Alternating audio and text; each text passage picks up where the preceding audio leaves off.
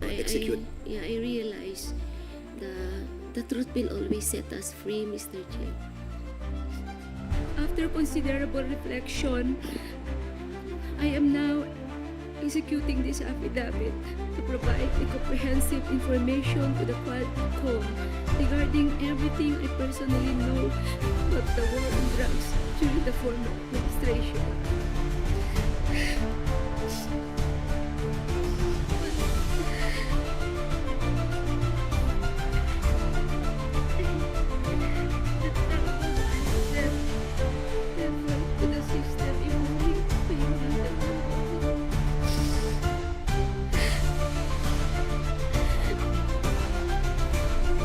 Kung titignan niyo po yung mukha niyo sa TV, ang analisa po namin, parang itong committee na to, which is ako na bigla, may affidavit kayo.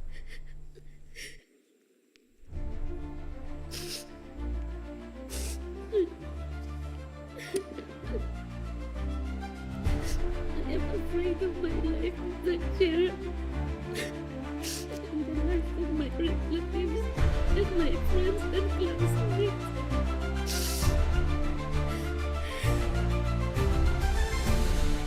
Pero pakita niyo naman po, in the interest of fairness of every Filipino, pakita po natin yung fairness dito.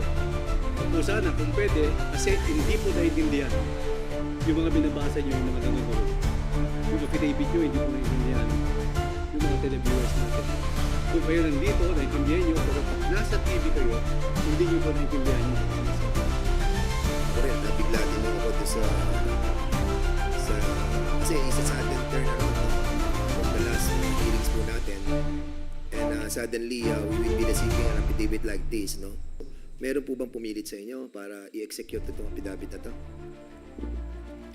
Wala pa, Mr. Chair. It took me 1 week to make some reflections. Gusto ko lang pong i-clear at sinagot nyo na walang pumilit, nag-meditate ka for how many days before you prepare that affidavit. Nabigla nga ako ngayong Quadcom hearing na meron po kayo affidavit. Mr. Chair, we request our resource person, Colonel Garma, na basahin po yung number 8 sa kanyang pinirmahang affidavit na whose copy was distributed sa mga miyembro ng Quadcom. Okay. Colonel Garma, babasahin mo ba yung kabuuan? Yes, Mr. Chair. Yung kabuuan? Yes po, Mr. Chair. Medyo ilang pahina po yan? Only 3, actually 3 or 4, but I'll be quick, Mr. Chair. Sige. If you will Okay. allow me. I don't see any objections from any of the chairs of the committee nor the members. Sige, please, pakibasa mo lang ang iyong sinumpaang salaysay. Thank you, Mr. Chair.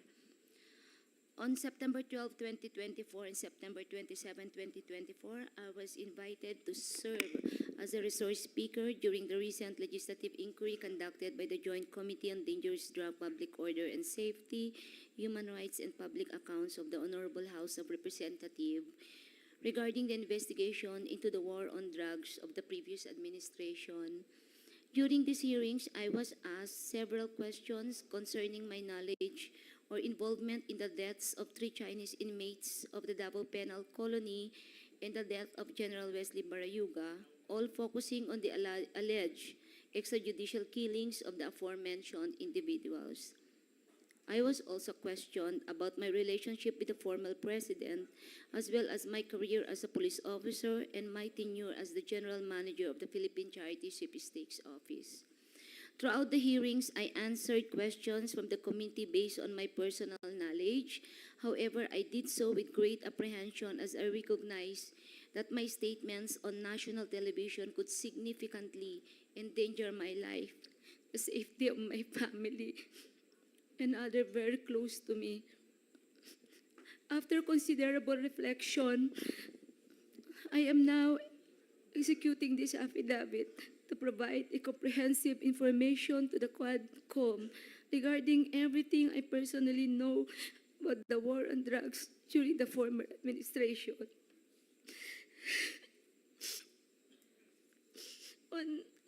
On May 2026, I received a call from the President, Rodrigo Roa Duterte, at approximately 5 a.m., instructing me to meet him at his residence in Doña Luisa, Davao City. I was already acquainted with the mayor, having served as the station commander in one of the police stations in Davao City during his tenure. During our meeting, he requested that I will locate a PNP officer or operative who is a member of the Iglesia ni Cristo, indicating that he needed someone capable of implementing the war on drugs on a national level, replicating the Davao model.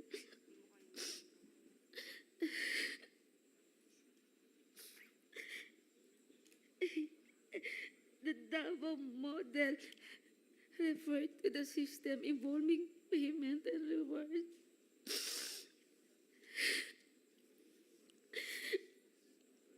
The Davao model involves 3 levels of payment of rewards. First is the reward if the suspect is killed. Second, if is the funding of planned operations. And the third is the refund of operational expenses. Colonel Garma, can you speak louder? I'm sorry, speak closer to the microphone.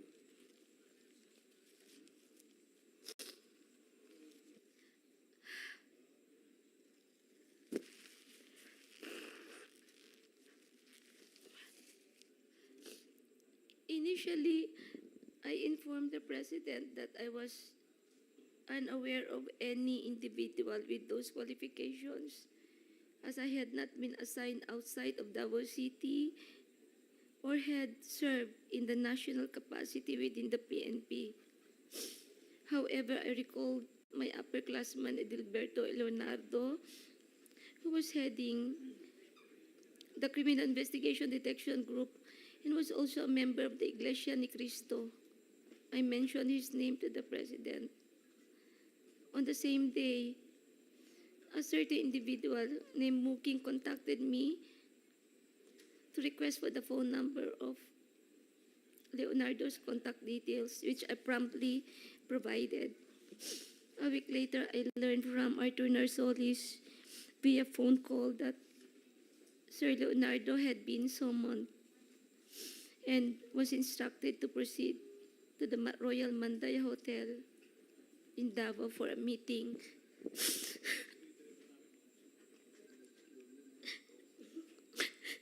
Leonardo informed me later that he stayed at the hotel for almost 3 days, during which the President directed him to organize, according to Sir Leonardo, a task force which he understood as PAOK-TF. When Leonardo relayed this information, urged me to join the task force, I declined first, citing my lack of experience in handling said operations. Leonardo subsequently informed me that he had prepared a proposal routed to Bongo outlining the task force, which would encompass Luzon, Visayas, and Mindanao.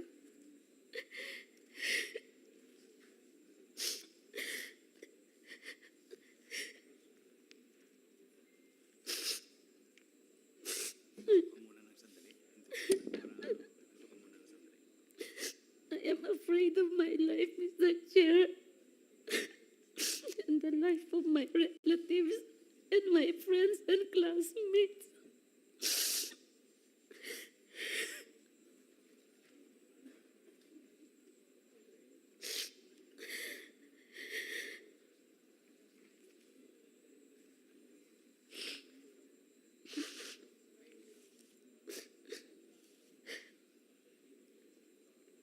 Leonardo subsequently informed me that he had prepared a proposal routed to Bongo confirming the task force operation which would encompasses Luzon, Visayas, Mindanao.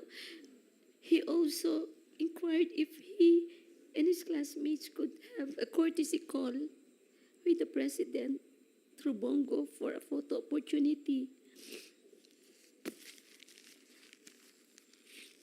Considering this, I thought it prudent to invite also my classmates to join the courtesy call. So in the presence of Colonel Bacay, Vilela, Grijaldo, Tuzon, and Dueñas, the member of class 97 and 96 were accommodated in separate rooms at the DPWH office in Panacan, Davao City. The president did not enter our room, and I was unaware if he visited the room of class 96.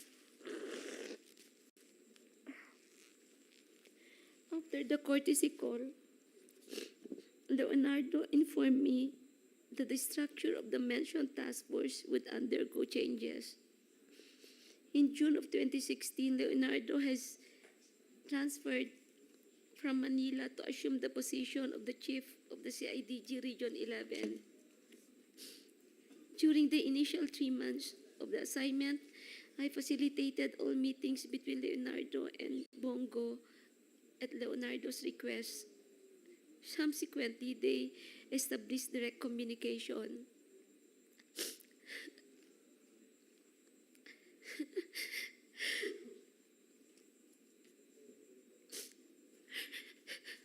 Leonardo informed me that he had recalled several trusted personnel, namely Lester, Romel Bactat, Rodel Serbo, Palma, Peter Parungo to serve as operative for the task force. Notably, Bactat, Serbo, and Palma were, for now, discharged from the police service.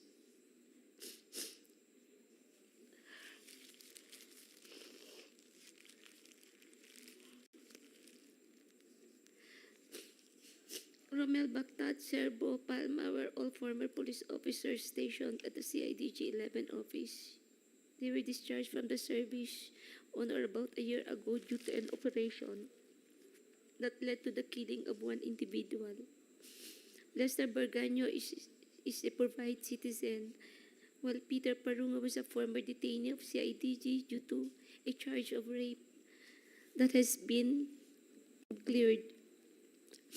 Romel Bactat, Serbo, Palma, and Parunga were charged with the task of collecting and verifying information provided by police officers in the field concerning arrests, deaths of individuals named in the list of drug personalities, and creating summary reports. All of these reports would then be encoded and compiled by Lester Bergaño.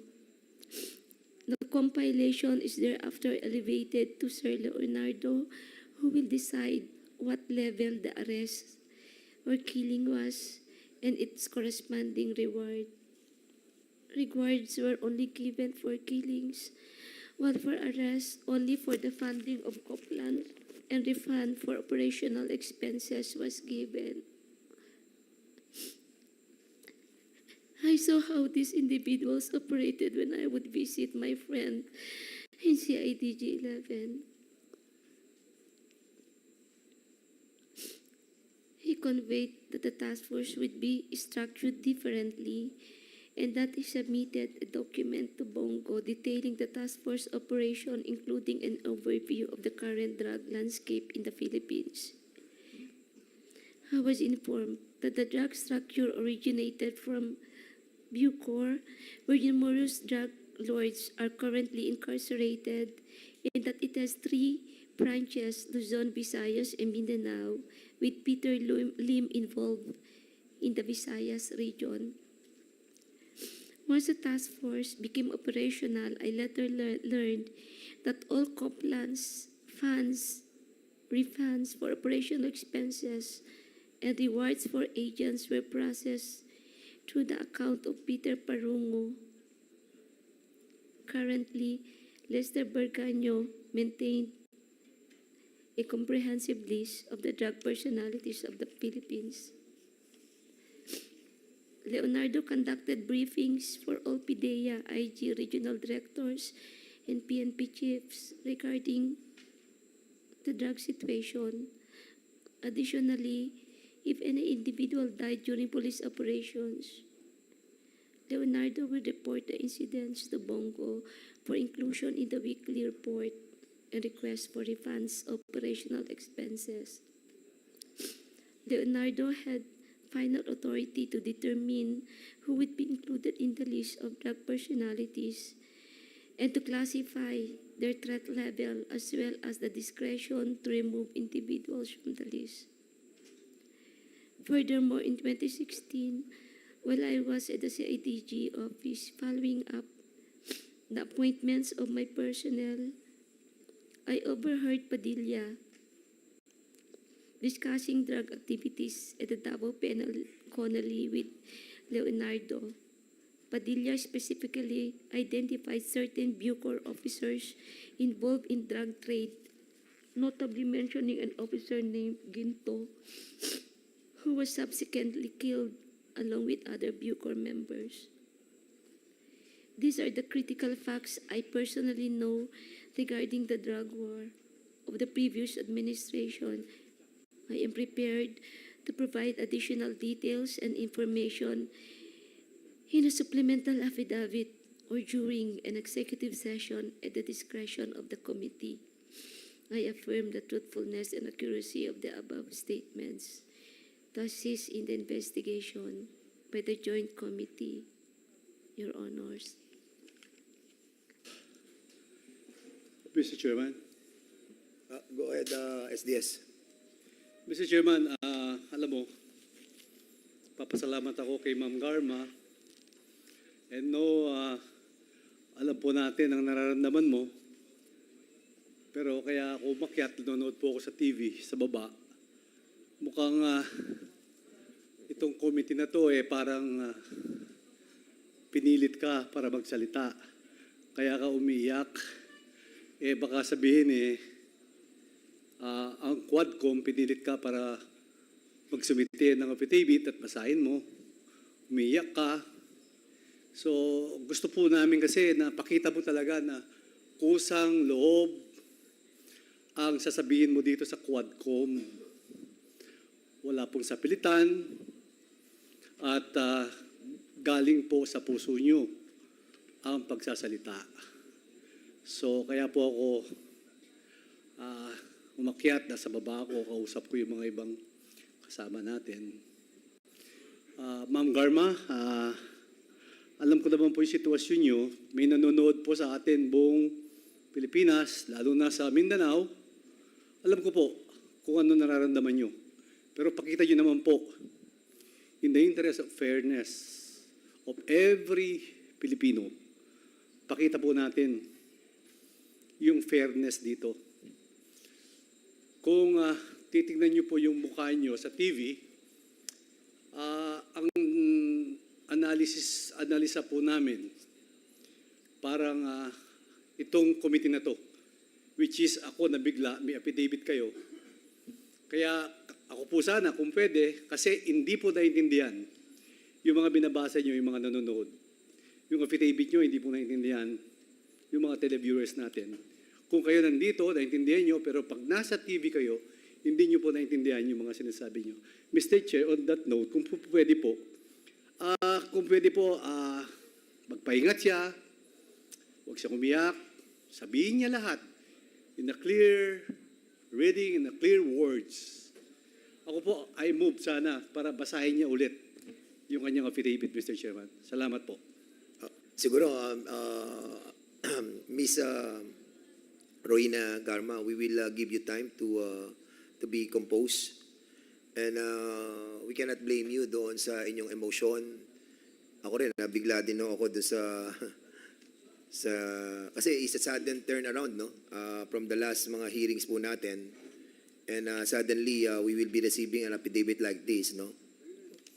Siguro marapat lamang pong sabihin natin sa committee to kung somebody forces you to execute an affidavit like this, that a while ago the reason why we're asking Congressman Manuel to hold his gun kasi nga I was able to see the affidavits, and I really wanted to read muna for a while, and 4 pages lang naman po yun. So nakakagulat din po yung nilalaman ng inyong affidavit dahil a complete turnaround. So meron po bang pumilit sa inyo para i-execute itong affidavit na to? Wala po, Mr. Chair. It took me 1 week to make some reflections po. And what And, pushes you to execute? I realize the truth will always set us free, Mr. Chair. And at least I will be able to contribute if we really want to make this country a better place to live and for our children. I think we have to do something para maibalik po yung trust sa PNP, magkaroon po ng reform sa PNP, and yung tiwala po ng mga tao, whether victims of criminals sa gobyerno. Kanina po may sinasabi kayo na natatakot kayo sa buhay nyo at sa pamilya nyo. Saan po kayo natatakot? Of course po, it's normal, Mr. Chair, when you speak the truth, you cannot please everyone. And it's normal to anybody to have that mixed emotion. But still, it took me 1 week to make reflections. And I realized I need to do my part po. Dahil po ba sa relasyon nyo sa nakaraang administrasyon kay former president? Kaya po ang damdamin nyo po ay mixed emotion? Normal lang naman bilang tao po, Mr. Chair. Pero what prevailed after a week of reflection is, I always say, the truth will always set me free. I want a better place, a better PNP, Mr. Chair. Yes, Mr. Chairman, Ma'am Garma, we are all on the same page. Kaya ginagawa po natin to para sa taong bayan, maayos, yung PNP, mawala, ang extrajudicial killing, yung drugs. Kaya nandito po tayo. Yung sinasabi niyo po, we are totally agree on that. Kaya gusto ko lang pong i-clear at sinagot nyo na walang pumilit, nag-meditate ka for how many days before you prepared that affidavit. Nabigla nga ako ngayong Quadcom hearing na meron po kayong affidavit. So on that note, Ma'am Garma, pag-compose na po kayo, ayos na po kayo, pwede niyo po ulit basahin ang inyong affidavit. Salamat po, Mr. Chairman. Okay. SDS, are we going to ask Ms. Garma to read again Please, Mr. Chairman. yung kanyang affidavit, no? We hope, kasi kanina medyo hindi ko rin po naiintindihan, no? Luckily, I was able to read na yung ating pong affidavit. So, siguro kung compose na po kayo, para po maintindihan, kasi napaka-importante po nito, no? Nung binabasa ko din po, medyo na-shock din po ako. So,